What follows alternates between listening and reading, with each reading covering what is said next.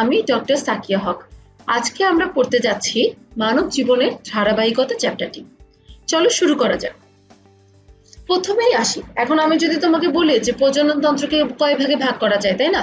তুমি বলতে পারো যে জেন্ডার ওয়াইজ যদি আমরা চিন্তা করি তাহলে দুই ভাগে, পুরুষ আর স্ত্রী।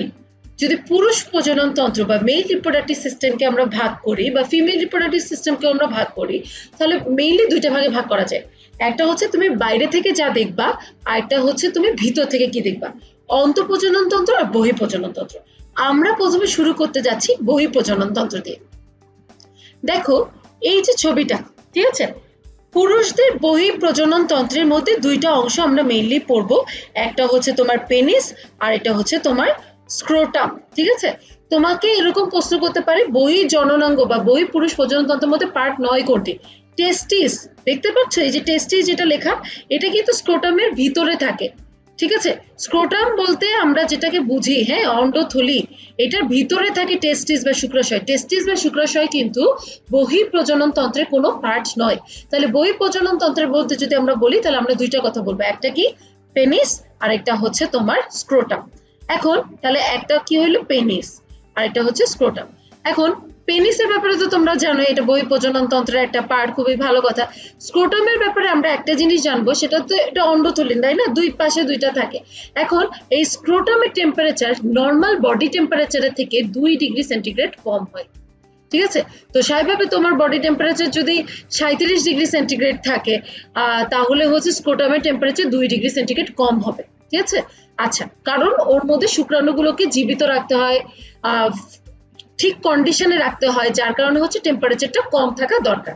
আচ্ছা, একটু বলি স্ক্রোটামের ব্যাপারে আমরা আরেকটু পড়বো। তাহলে এইটা হচ্ছে তোমার বহিঃপ্রজনন তন্ত্রের পার্ট। এখন যদি আমি ভিতরের প্রজনন তন্ত্র বা অন্তঃপ্রজনন তন্ত্রের মধ্যে যাই, তাহলে দেখো প্রথমে যেটা আসবে সেটা হচ্ছে আমাদের শুক্রাশয়। ঠিক আছে, শুক্রাশয়।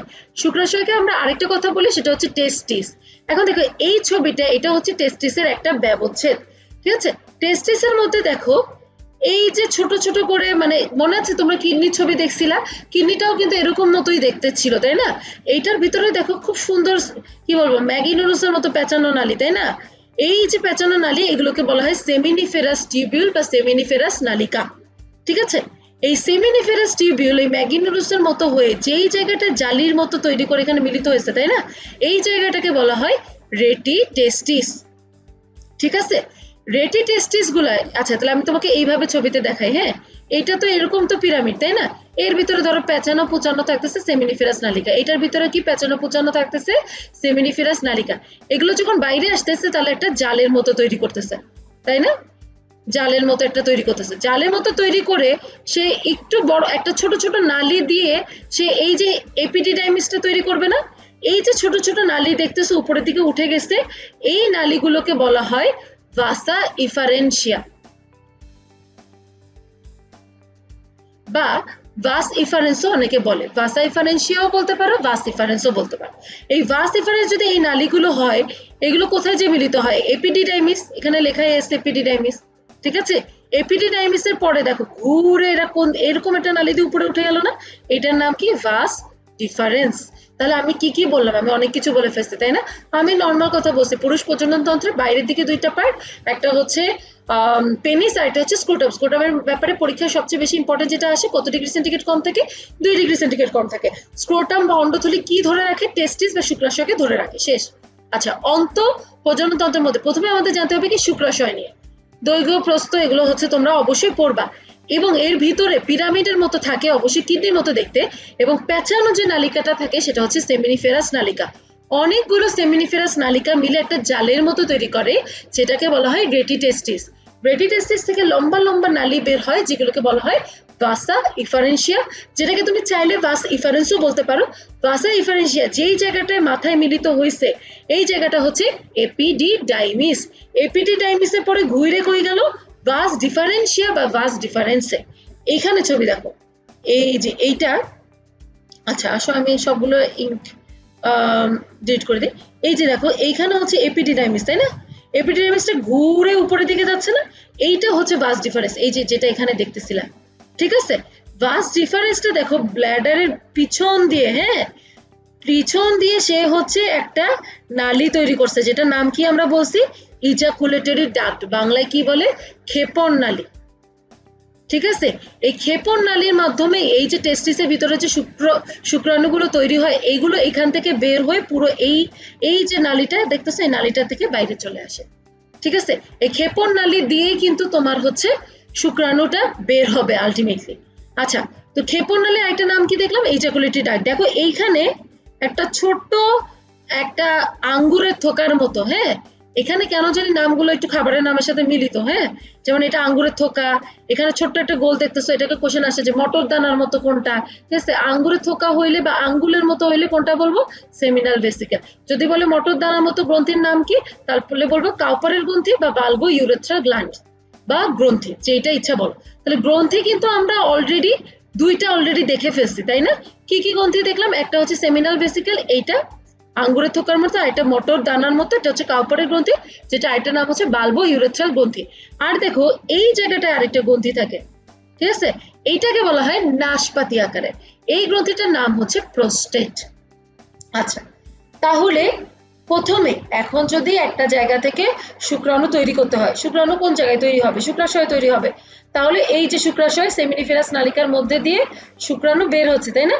যাবে কার কাছে, রেটিটেস্টিস, রেটিটেস্টিস থেকে কোথায় যাবে, ভাসা ইফারেন্সিয়া, তারপর কই যাবে এপিডিডাইমিস, এপিডিডাইমিস থেকে ভাসা ডিফারেন্সিয়া হয়ে ব্ল্যাডারের ওইখান থেকে ইজাকুলেটরি ডাক্ট বা ক্ষেপণনালীর সাথে মিলিত হয়ে, হ্যাঁ মিলিত হয়ে এখানে ইউরেথ্রা দিয়ে বের হবে। ঠিক আছে, ইউরেথ্রা দিয়ে বের হবে, বের হয়ে কই যাবে, পরিবেশে চলে যাবে আর কি, বাথরুমে যাবে। আচ্ছা, এখন কথা হচ্ছে যে এখানে তাহলে তিন ধরনের গ্রন্থির নাম আমরা পড়ে ফেলছি। একটা প্রোস্টেট, প্রোস্টেট কিন্তু মেয়েদের থাকে না, ঠিক আছে, প্রোস্টেট শুধুমাত্র ছেলেদের থাকে। Seminal vesicle, ejaculatory duct, ejaculatory ডাক্টের পাশেই দেখতেছো সেমিনাল ভেসিকেল আছে, আর কাউপারের গ্রন্থি থাকে। এখন এখানে আরেকটা কোশ্চেন পরীক্ষায় আসে, সেটা কি, সেমিনাল ভেসিকেল যেটা দেখতেছো আঙ্গুরের থোকার মতো, এইটা এক ধরনের পদার্থ ক্ষরণ করে যেটাকে বলা হয় ফ্রুক্টোজ। এন্ড ফ্রুক্টোজের কারণে সাধারণত সিমেন, হ্যাঁ স্পার্মের সাথে যখন লিকুইড মিশানো থাকে সেটাকে তাহলে সিমেন বলে বা বীর্য বলে, বীর্যটা মিষ্টি মিষ্টি হয় হচ্ছে ফ্রুক্টোজের কারণে। আচ্ছা, আরেকটা কথা আমি বলবো, আরেকটা কথা হচ্ছে যে এই যে সিমেনের কথা বললাম, হ্যাঁ এই সিমেনটা চকচক করে ফ্ল্যাভিন নামে একটা কণিকার জন্য। ঠিক আছে, তাহলে দুইটা জিনিস আমরা মোটামুটি জানলাম গেল। আচ্ছা, আরেকটা কথা কি, চলো আমরা চলে যাই নেক্সট স্লাইডে। দেখো এই ছবিটাতে খুব ভালো বোঝা যাচ্ছে, এই যে আমাদের হচ্ছে এপিডিডাইমিস, এটা উপরে উঠতেছে, এটার নাম কি পড়ছি একটু আগে, ভাসা ডিফারেন্সিয়া। দেখো এটা পিছনে চলে যাচ্ছে, তাই না, ব্লাডারের পিছন দিক দিয়ে চলে যাচ্ছে। এখানে সেমিনাল ভেসিকেল, এটা প্রোস্টেট, এখানে যে মটর দানার মতো বাল্বো ইউরেথ্রা গ্ল্যান্ড, তারপরে ইউরেথ্রা দিয়ে বের হয়ে যাচ্ছে। ছেলেদের ইউরেথ্রা বড় নাকি মেয়েদের ইউরেথ্রা বড়, তোমাদের হোমওয়ার্ক দিলাম, হ্যাঁ চিন্তা ভাবনা করে অ্যান্সার দিন।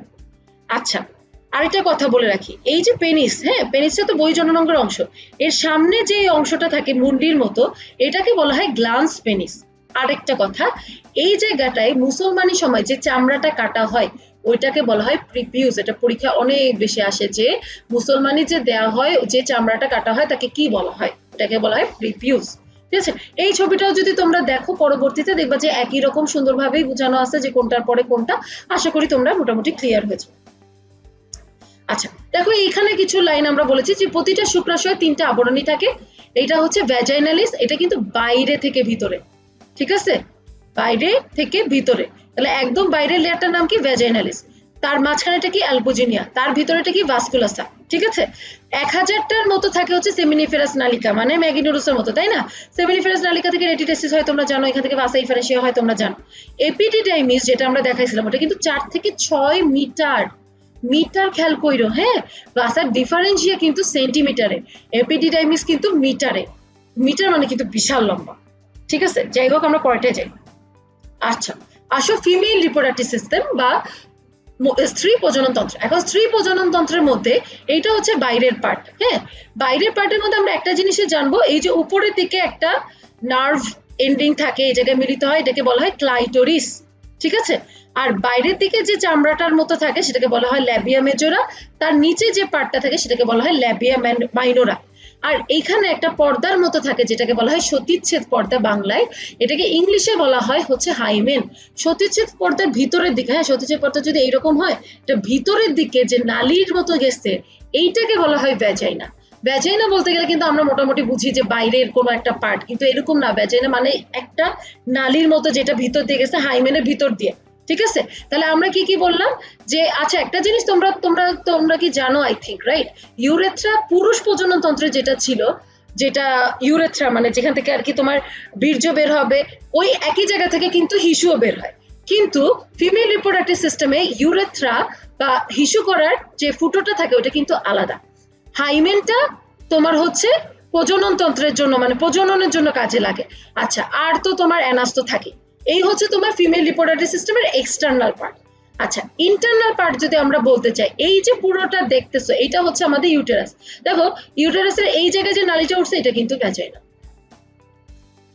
আচ্ছা ইউটেরাসের মধ্যে আমরা প্রথমে একটু এই ছবিটা দেখো, যে এই যে ছবিটা আমরা দেখছিলাম এইটা হচ্ছে তোমার ওভারি। হ্যাঁ ওভারি মানে কি ডিম্বাশয়। তাহলে ডিম্বাশয় কয়টা থেকে? দুইটা। এন্ড দুই পাশে যে দুইটা নালীর মধ্যে বের হয়েছে এটাকে বলা হয় ফ্যালোপিয়ান নালী, ঠিক আছে। এবং এইটা হচ্ছে তোমার জরায়ুর মেইন পার্ট।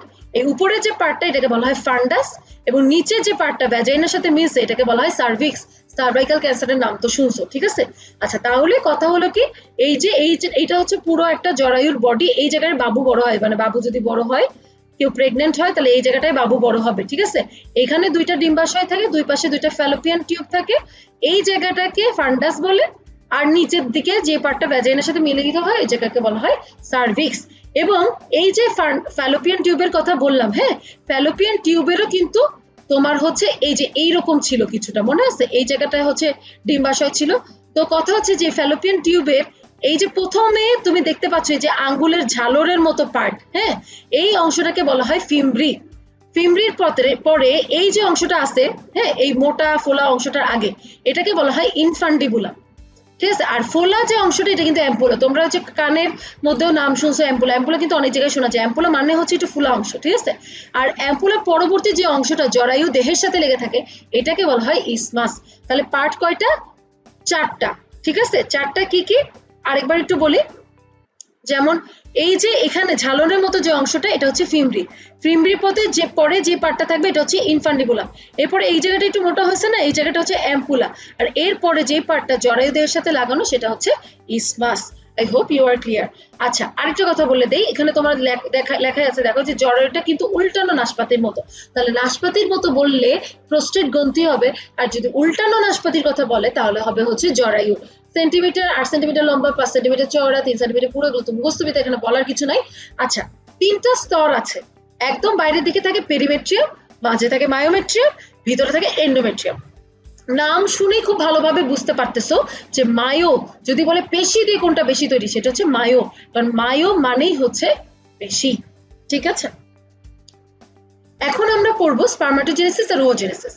স্পার্মাটোজেনেসিস এবং ওজেনেসিস তোমরা ভালোই জানো, তারপর নতুন করে তারপর একটু বলি আর কি, যে স্পার্মাটোজেনেসিস হচ্ছে স্পার্ম তৈরি করার প্রক্রিয়া আর ওজেনেসিস হচ্ছে ওভাম তৈরি করার প্রক্রিয়া।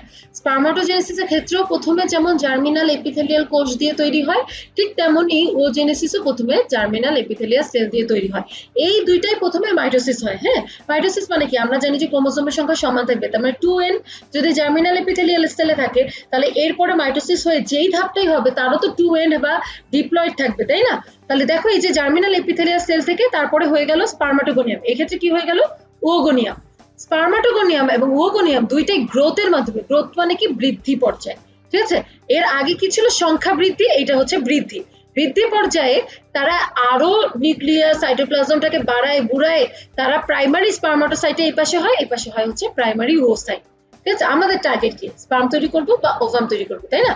তাহলে প্রাইমারি স্পার্মাটোসাইট থেকে মিওসিসের মাধ্যমে সেকেন্ডারি স্পার্মাটোসাইট হয়, এবং সেকেন্ডারি স্পার্মাটোসাইট থেকে আবার মিওসিসের মাধ্যমে স্পার্মাটিড হয়।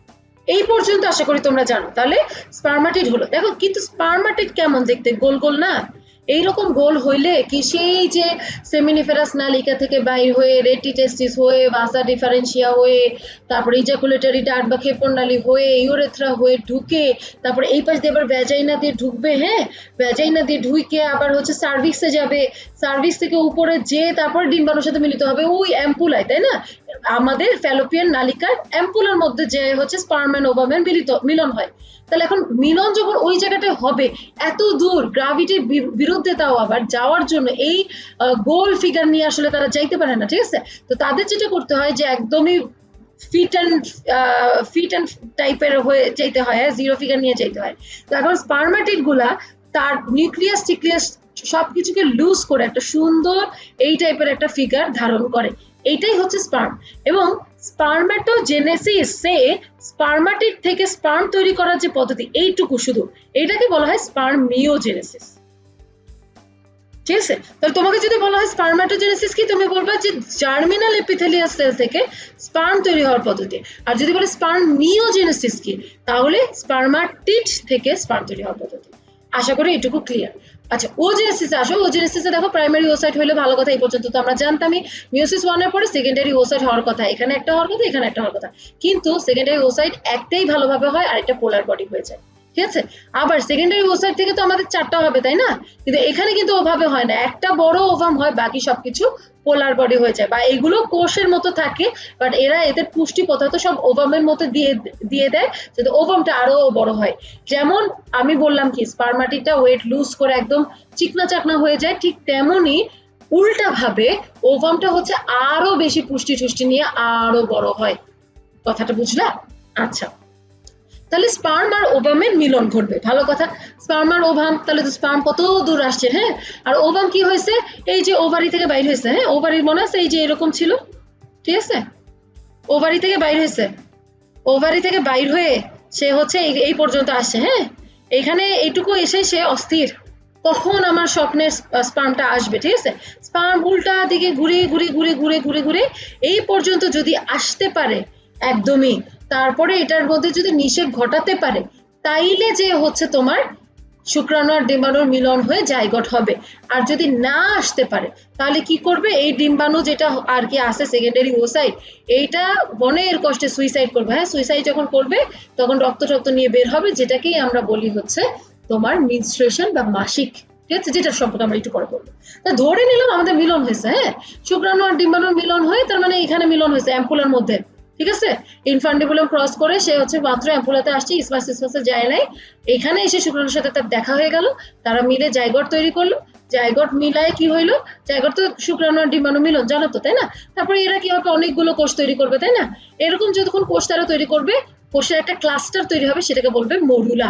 মৌলার পরে যেটা হবে সেটা হচ্ছে ব্লাস্টুলা, ব্লাস্টুলার পরে কি হবে, গ্যাস্ট্রুলা, গ্যাস্ট্রুলার পরে কি হবে, অর্গানোজেনেসিস। এই ধাপগুলো তোমার জানতে হবে। অর্গানোজেনেসিসের পরে কি, অর্গানোজেনেসিস মানে কি, জেনেসিস মানে উৎপত্তি, অর্গান মানে অঙ্গ, তাহলে অঙ্গ তৈরি হইতেছে, অঙ্গ তৈরি হলে তো আমার বাচ্চাই হয়ে গেল, তাই না? তাহলে এরপরেই বাচ্চা ডেলিভারি হবে। মানে এত সহজ না, যত সহজ করে বলছে অবভিয়াসলি আরো অনেক আছে, পরীক্ষার জন্য মোটামুটি এটুকু জানলে তোমাদের জন্য ইনাফ যে কোনটার পরে কোন ধাপ আসে, zygote, morula, blastula, gastrula, organogenesis, ঠিক আছে? আচ্ছা, এই যে দেখো স্পার্মিওজেনেসিস, এইটা ঠিক আছে। স্পার্মিওজেনেসিস মানে কি বলছিলাম, যে স্পার্মাটিড থেকে স্পার্ম তৈরি হবে, তাই না? আচ্ছা, স্পার্ম থেকে যখন স্পার্মাটিড থেকে স্পার্মাটিড কেমন ছিল, গোল, ঠিক আছে? এখানে দেখো একটা মাথা হয়েছে, এটা একটা গ্রীবা, হ্যাঁ, বা নেক, এইটা হচ্ছে মধ্যখণ্ড বা মিডল পিস, বাকিটা কি টেইল বা লেজ, ঠিক আছে? এই যে হেড দেখতে পাচ্ছ বা মাথা দেখতে পাচ্ছ, এইখানে যেটা দেখতে পাচ্ছ এটা হচ্ছে নিউক্লিয়াস। একটা কোষে নিউক্লিয়াস না থাকলে তো আসলে সে জেনেটিক ম্যাটেরিয়াল গুলো ডিম্বাণুর মধ্যে নিতে পারবে না, তাহলে দেখা যাইতো যে বাচ্চা যেগুলো হইতো সব মায়ের মতো হইতো, বা আবার কোনো ধরনের বাবা দাদা এই পাশের জেনারেশনের কোনো লক্ষণই পাচ্ছে না যদি না তোমার নিউক্লিয়াস থাকতো। সামনের দিকে দেখো এই যে একটা পার্ট আছে না এইরকম দেখতে, এইটা হচ্ছে অ্যাক্রোজোম, এটার মধ্যে যাতে মানে বিগলনকারী এনজাইম থাকে। বিগলনকারী এনজাইম মানে হইতেছে যে এ যখন ডিম্বাণুর সাথে সামনে যাবে, ডিম্বাণু যে এতগুলা দেয়াল, এটাকে ভেদ করতে অ্যাক্রোসোমটা হেল্প করবে, ঠিক আছে? এই যে নেক দেখতে পাচ্ছ, এই জায়গাটায় থাকে হচ্ছে সেন্ট্রিওল। আর এই যে মিডল পিস, এই জায়গায় যা যা দেখতে পাচ্ছি এগুলো সবই হচ্ছে মাইটোকন্ড্রিয়া। মাইটোকন্ড্রিয়া কেন লাগে? মাইটোকন্ড্রিয়া শক্তি দেয়, শক্তি লাগবে কারণ এত দূর সব পথ সে কিভাবে যাবে, তাও এত এত মিলিয়ন স্পার্মের সাথে ফাইট করে, ঠিক আছে। এখন একটা পার ইজাকুলেশন বা পার ক্ষেপণে, হ্যাঁ, দিনে একবারই যদি আমি গড়ে ধরি, পার ইজাকুলেশনে মিলিয়ন স্পার্ম বের হয়। এদিকে ডিম্বাণু কয়টা হয়? মাসে একটা। একটা মেয়ের ক্ষেত্রে 15 থেকে 50 বছর বয়স যদি আমি তার রিপ্রোডাক্টিভ এইজ চিন্তা করি, তাহলে তার মোটামুটি সারা জীবনে মাত্র 450টা ডিম থাকে।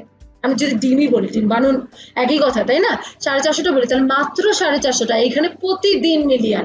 তাহলে দুইটার মধ্যে মানে পার্থক্য তো আসলেই আছে। হ্যাঁ, শুক্রাণুগুলোকে কিন্তু অনেক কষ্ট করে যেতে হয়, আর অত দূর পর্যন্ত যেতে যেতে মিলিয়ন কি থাউজেন্ডও ঠিকভাবে থাকে না, ঠিক আছে।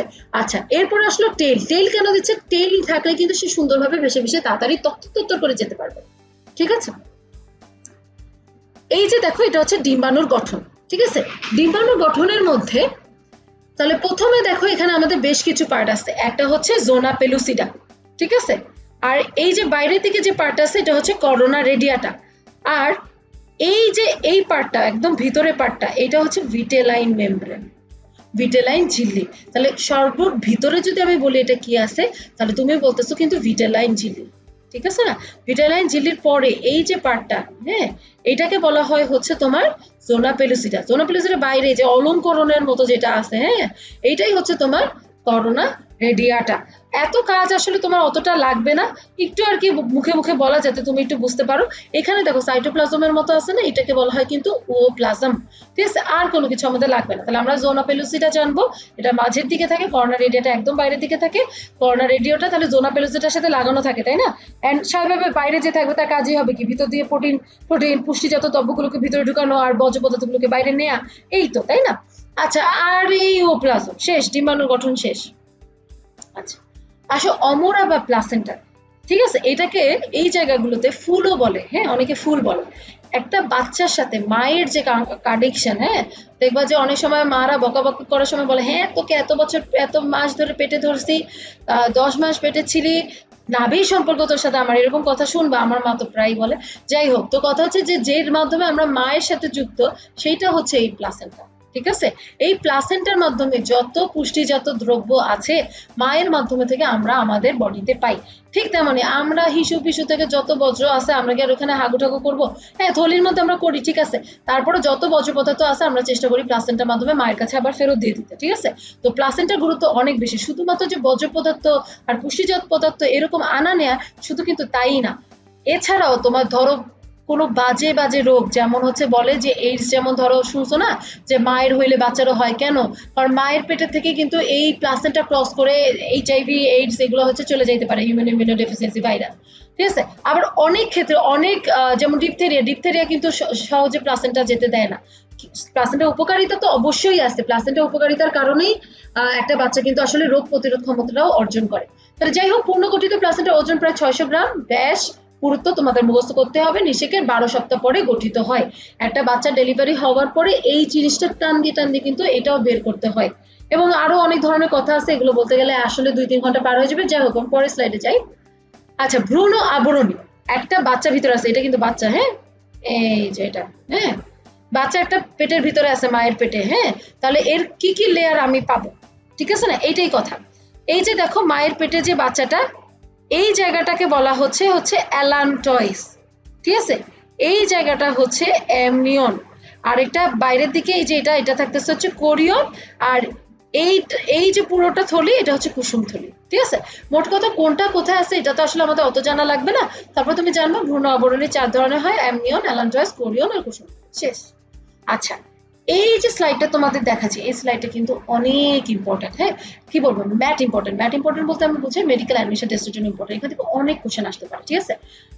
তোমাকে জিজ্ঞেস করলাম যে এক্টোডার্ম, আমাদের তো 3টা স্তর, ভ্রূণীয় স্তর, এক্টোডার্ম, এন্ডোডার্ম আর মেসোডার্ম। কোনটা কোথা থেকে হয়? তোমাকে হুট করে লেখা হলে ডার্মিস কোথা থেকে হয়, তোমাকে বলতে হবে যে এটা মেসোডার্ম থেকে। তোমাকে ধুম করে বলা হলো শ্বসনতন্ত্র কোন ভ্রূণীয় স্তর থেকে তৈরি হয়, তোমার বলতে পারতে হবে যে এটা এন্ডোডার্ম থেকে। এটা একটা মেডিকেল অ্যাডমিশন টেস্টের মতো কোশ্চেন, এটা একদমই আসলে মুখস্থ করারই মতো। তারপরে একটু বলবো যত শক্ত জিনিস আছে সাধারণত চুল, পালক, নখ, খুর, হ্যাঁ, দাঁতের এনামেল, এইগুলো সাধারণত এক্টোডার্ম থেকে তৈরি হয়। আবার সবকিছু কিন্তু তুমি এইভাবে মিলাইতে পারবে না। চোখ শুনলে কি নরম মনে হয়? শক্ত মনে হয়? না। অন্তঃকর্ণ শুনলে কি শক্ত মনে হয়? অবশ্যই না। সংগ্রহ স্নায়ুতন্ত্র শুনলে কি শক্ত মনে হয়? না। তারপরে কিন্তু এটা এক্টোটার্ম থেকে তৈরি। এই কারণে তোমার এটা খুব ভালোভাবে পড়তে হবে। রজচক্র। রজচক্র খুব ইম্পর্টেন্ট একটা পার্ট, বা যেটাকে বলা হয় মেনস্ট্রুয়াল সাইকেল। হ্যাঁ, প্রথমে আসে বয়ঃসন্ধিকাল নিয়ে। মনে রাখবা যে সাধারণত ছেলেদের বয়ঃসন্ধিকালীন সময়টা শুরু হয় 13 থেকে 15, আর মেয়েদের শুরু হয় 12 থেকে 13। যেহেতু আমরা একটু গ্রীষ্ম প্রধান কান্ট্রিতে থাকি, আমাদের একটু মেয়েদের ছেলেদের দুজনের একটু আগে আগে হয়। তারপরে বলা যায় অনেকেরই এখন 9 থেকে শুরু হয়, এটা কোনো আসলে ঠিক নাই। বই অনুযায়ী আর কি, যেটা তোমার মেডিকেল অ্যাডমিশন টেস্টের জন্য তোমার মেইন বইতে থাকবে সেই নাম্বারটাই পড়ো। আচ্ছা, বয়ঃসন্ধিকালের মধ্যে স্বাভাবিকভাবে বুঝতে পারতেছো তোমরা সবাই, আমার মনে স্টেজটা পার করেই আসছো, তোমরা জানো যে কি কি চেঞ্জ আসলে আমরা দেখতে পাই, ঠিক আছে। আর মাসিক যেটা কমন একটা জিনিস, এটাও নিশ্চয়ই তোমরা জানো। মাসিক নিয়ে আমি একটু বলবো, সেটা হচ্ছে যে মাসিক যে জিনিসটা বা রজচক্র যে জিনিসটাকে আমরা বলি মেনস্ট্রুয়েশন, তাই না, এইটার আবার 4টা ফেজ আছে। 4টা ফেজের মধ্যে একটা হচ্ছে নিরাময় পর্ব, এটা হচ্ছে বৃদ্ধি পর্ব, এটা প্রাক রজস্রাব, এটা হচ্ছে রজস্রাব। আমি শুরু করব রজস্রাবীয় দিয়ে।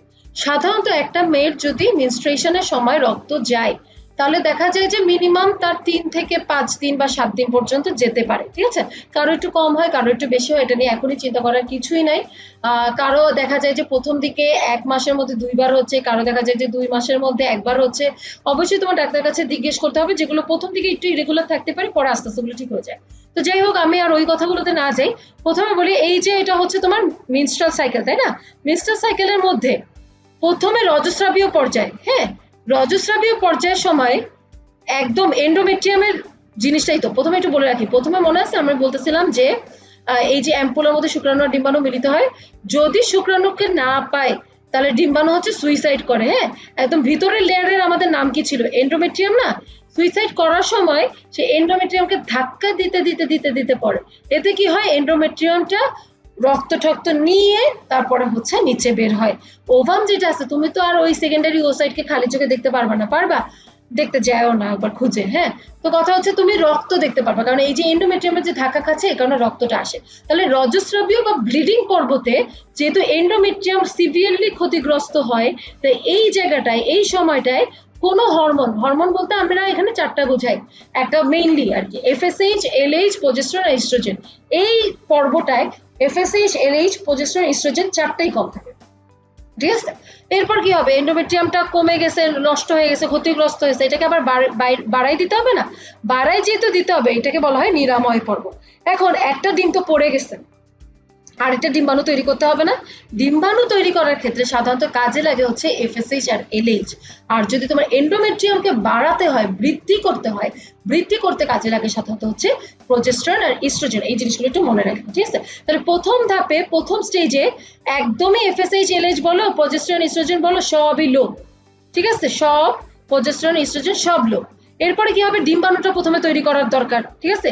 এই কারণে এফএসএইচ প্রথমে কাজ করে। তাহলে নিরাময় পর্বে প্রথমে এফএসএইচ কাজ করবে। এরপরে কি হবে? বৃদ্ধি পর্ব। তার মানে কি এন্ডোমেট্রিয়ামটাকে আরো বাড়াইতে হবে উপরের দিকে, ঠিক আছে। এই যে দেখছো এন্ডোমেট্রিয়ামটা বাড়তেছে, ঠিক আছে। এই যে বৃদ্ধি পর্ব, এই জায়গাটা তাহলে কি কাজ করবে? প্রোজেস্টেরন আর ইস্ট্রোজেন। প্রাক রজস্রাবীয় পর্ব। প্রাক রজস্রাবীয় পর্ব মানে কি? এই সময় ব্লিডিংটা তোমার হচ্ছে ব্লিডিং এর আগের পর্ব। এই জায়গায় এফএসএইচ, এলএইচ ও কাজ করে, ঠিক আছে। আচ্ছা, তাহলে তোমাদের মেইনলি জানতে হবে যে কয়টা পর্ব আছে, প্রত্যেকটা আলাদা আলাদা নামও কি আছে, সাধারণত কোন পর্ব কতদিন স্থায়ী হয়, ঠিক আছে। এই জিনিসগুলো তোমাদের জানা দরকার। প্রথমে আসে জাইগোট হইল, স্বাভাবিকভাবে বাচ্চা টাচ্চা হইল, তাই না। বাচ্চা হইলে আমরা সাধারণত কি করি? 9 মাস যোগ করি, তাই না। 9 মাস যোগ করে প্লাস মাইনাস 7 দিন আমরা ধরি, ঠিক আছে, 7 দিন ধরি। তাহলে তোমার যদি কারো যদি বাবু বলে যে আমার শেষ মাসিক হয়েছে কত তারিখে, ধরো আজকে কত তারিখ, 10 অক্টোবর ধরো, জাস্ট সে, হ্যাঁ 10 অক্টোবর যদি ধরো, তাহলে তার মাসিক শেষ হয়েছে 10 অক্টোবর 2020। তাহলে তার বাবু হবে হচ্ছে 10 অক্টোবর থেকে 9 মাস যোগ করবা, সাথে হচ্ছে 7 দিন যোগ করবা, ঠিক আছে। যাই হোক, অনেক দিন হচ্ছে পেটে বাচ্চা থাকতেছে, তাই না। কারণ পেটে বাবু থাকলে অবশ্যই অনেক নিয়ম কানুন আছে, যেমন অবশ্যই ডিম খাইতে হবে, দুধ খেতে হবে। তারপরে হচ্ছে ডিম দুধ ছাড়াও হচ্ছে প্রথমে ১.৫ মাস, লাস্টের ১.৫ মাস কোনোভাবে যাত্রা করা যাবে না, মানে ঝাঁকুনিওয়ালা কোনো যাত্রা করা যাবে না, যাত্রাই নিষেধ করতে বলা হয়। তারপরে হচ্ছে প্রথম ২ মাসের মতো, লাস্টের ১ মাসের মতো হচ্ছে মিলন করা যাবে না। হ্যাঁ, এখানে বলে এভাবে মিলন করা যাবে না বা সেক্সুয়াল ইন্টারকোর্স করা যাবে না, ঠিক আছে? তো এরকম অনেক নিয়মগুলো আছে, অনেক খাবার দাবার পুষ্টির ব্যাপার স্যাপার আছে, এগুলো তোমরা পড়লেই বুঝবা। আমি শুধু একটু বলি গর্ভনিরোধক পদ্ধতি নিয়ে। এখন মেইন যে গর্ভনিরোধক পদ্ধতি এখানে ব্যবহার করা হয়, সবাই মানুষজন ব্যবহার করে, সেটা হচ্ছে কন্ডম আর হচ্ছে পিল, ঠিক আছে? কন্ডম আর পিল তো গেল, এটা ছাড়াও বেশ কিছু উপায় আছে, যেমন আইইউডি ইন্টারইউটেরাইন ডিভাইস প্রয়োগ করা যায়। তারপর অনেকে ডিপো মারে, এরকম কথা শুনবা, হ্যাঁ, আত্মীয় স্বজনের মধ্যে বলবে যে হ্যাঁ ডিপো মারে, মানে ইন্টারইউটেরাইন ডিভাইস হয়তো ইউজ করছে, ঠিক আছে? এইটাও আবার অনেক ধরনের টাইপ আছে, কপার টি আছে, আবার সাবকিউটেনিয়াস চামড়ার তলে দেয়, এরকমও আছে। তো যাই হোক, এগুলো নিয়ে আমরা অত কিছু জানবো না, যে সেখানে কোশ্চেন যেগুলো তোমার আসে সেটা জানাই।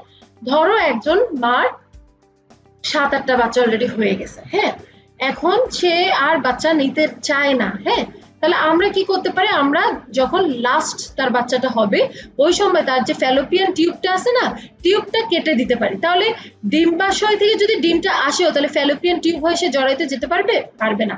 এই যে টিউবটা কাটতেছি, এই কারণে এটাকে বলা হয় টিউবেক্টমি, ঠিক আছে? আচ্ছা, এখন সেই মহিলা বললো কি, না আমি কেন কাটবো, আমার হাজবেন্ডেরটা কেটে দেন। হ্যাঁ, আমার যে কোনো একজনের তো কাটলেই হইলো, তাই না? তাহলে হাজবেন্ডেরটা বা লোকের বা ছেলেদের ক্ষেত্রে আমরা কাটলে কোথায় কাটবো? ভাস ডিফারেন্সটা কাটবো। ভাস ডিফারেন্স মনে আছে, ভাসা ডিফারেন্সিয়া যেটা ছিল, তাহলে এই কারণে ভাসা ডিফারেন্সিয়া বা ভাস যেহেতু কাটতেছি, এই কারণে এটাকে বলা হয় ভ্যাসেক্টমি। তোমরা পরীক্ষায় এটা কি ভুল করো জানো? পুরুষের ক্ষেত্রে বলো হচ্ছে টিউবেক্টমি, আর স্ত্রীর ক্ষেত্রে বলা হচ্ছে ভ্যাসেক্টমি। এটা কিন্তু উল্টা, এই জিনিসটা খেয়াল করো।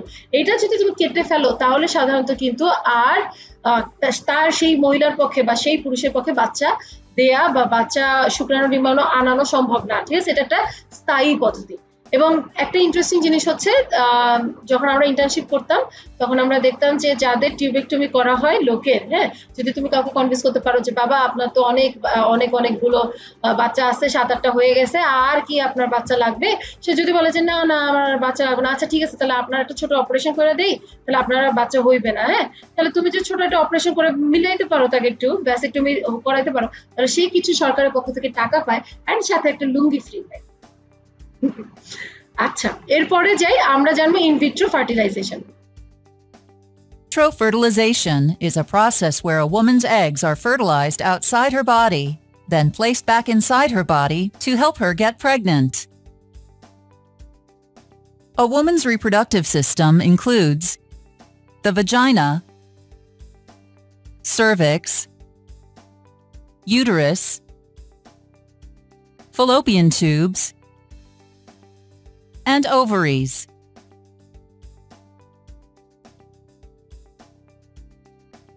During the monthly menstrual cycle, one of the ovaries releases an egg in a process called ovulation. After ovulation, the egg enters the fallopian tube. A woman is most likely to become pregnant if she has sex in the days just before, during, or right after ovulation. During this time, a sperm cell from a man's reproductive fluid, called semen, is able to fertilize the egg just inside the fallopian tube. As it travels along the fallopian tube, the fertilized egg, now called an embryo, loses the outer cells that nourished it in the ovary. The embryo passes from the fallopian tube into the uterus. In the uterus, the embryo sheds its protective outer layer, called the zona pellucida, in a process called zona hatching. Zona hatching is necessary for the embryo to implant in the tissue lining the uterus. During implantation, a connection between the woman and the embryo begins to grow.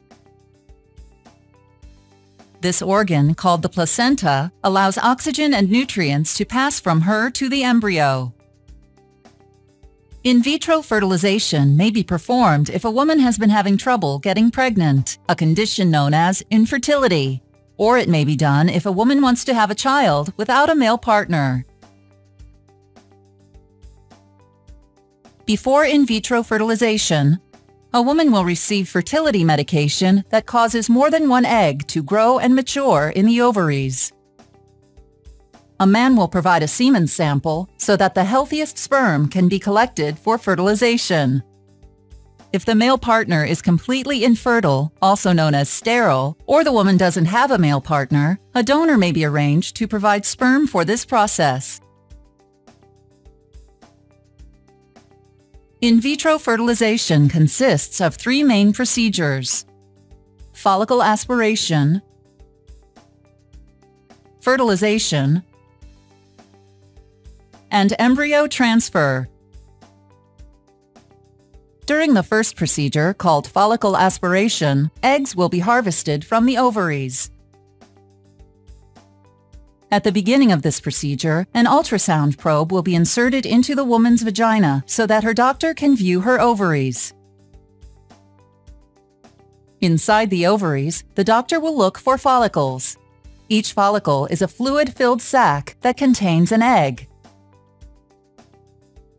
Then the doctor will insert a long, thin needle into and through the wall of her vagina and guide it to the ovary. A suction device connected to the needle will collect several eggs from inside their follicles. During the second part of in vitro fertilization, called fertilization, the collected eggs will be taken immediately to a laboratory where they will be fertilized. Fertilization may be performed by insemination, where several sperm are mixed with the healthiest eggs. Or the eggs may be fertilized with sperm injected directly into them during a process called intracytoplasmic sperm injection. The fertilized eggs, also called embryos, will be monitored for 3 to 5 days as they begin to grow. At this time, the lab may create a hole in the zona pellucida surrounding some of the embryos. This process, called assisted hatching, will help these embryos implant in the uterus. Some of the embryos will be used right away for embryo transfer, and the rest will be frozen and stored for future use if necessary. The third part of in vitro fertilization is called embryo transfer, which is done 3 to 5 days after fertilization. During embryo transfer, a tool called a speculum will be inserted into the woman's vagina so that the doctor can see her cervix. A syringe will be loaded with fluid containing one or more of the hatched embryos. Then the syringe will be attached to a long, thin tube called a catheter. The doctor will insert the catheter into the vagina, through the cervix, and into the uterus. Once inside the uterus, the doctor will inject the embryos.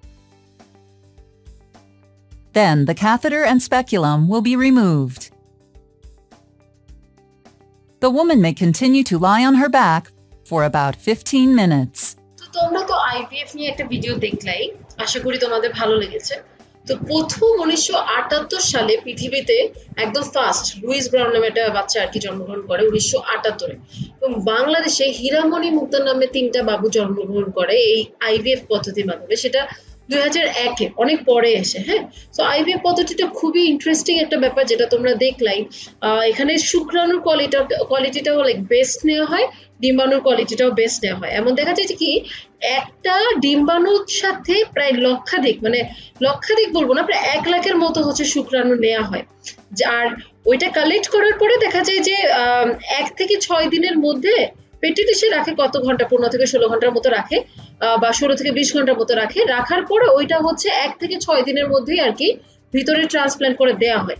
ঠিক আছে, so IVF খুবই interesting একটা পদ্ধতি, এবং যেহেতু বাংলাদেশে এখন অনেক বাচ্চাই হচ্ছে, তো স্বাভাবিক এখান থেকে কোশ্চেন অনেক বেশি আসে। তো আসো আমরা একদম চ্যাপ্টারের শেষের দিকে চলে আসছি।